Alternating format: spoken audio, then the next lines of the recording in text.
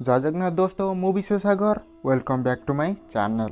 आज आम कथा मनीषर स्वप्न अधार रही जाए कहीं मनीष जो स्वप्न देखि थाए बा जहाँ भाभी थाए ताहा पूरण हो पारि न थाए कहीं। आज जानिबा ए छोट कहानी माध्यम चलन तार भिडियोटी आरंभ करवा।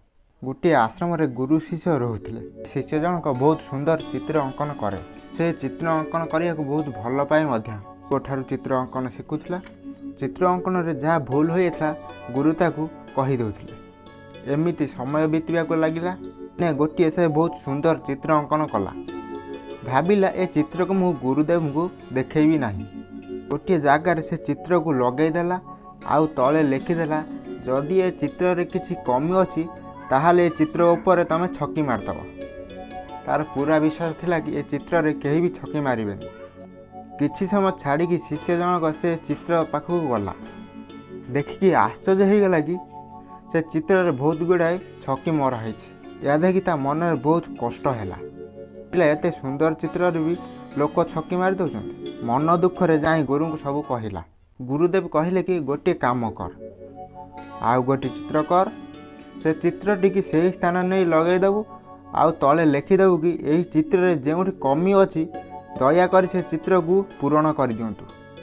शिष्य मध्य से बेगा गला। शिष्य आउ गोटे चित्र कला नहीं से स्थान लगेदेला आ लिखिदेला जदि ये चित्र किसी कमी अच्छी दयाकर ताकू पूरण कर दिंतु। ता परदिन चित्र को देखा गला से शिष्य देखला कि से चित्र रे केही भी किछि भी करना जो भली चित्र थिला सेही भली अच्छी।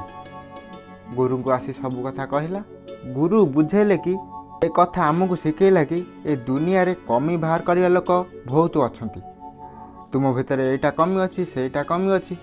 तुम्हें देखी दिया स्वप्न को भांगा सदाबले चेष्टा किंतु कमी सुधारिबा लोक बहुत कम मिली था। तमें से कथा को केबे भी गुरुत्व देवनी। निज पर विश्वास रख निज काम पर विश्वास रख जीवन में आगू बढ़। फ्रेंड्स आज मैं ये आशा कर छोट भिडियोटी आप भल लगी। भिडियोटी भल लगी चैनल को सब्सक्राइब कर दिंतु जहाँफल आम अपलोड कर नुआ नुआ भिडियो नोटिफिकेशन आप पहुँच पार। जय जगन्नाथ।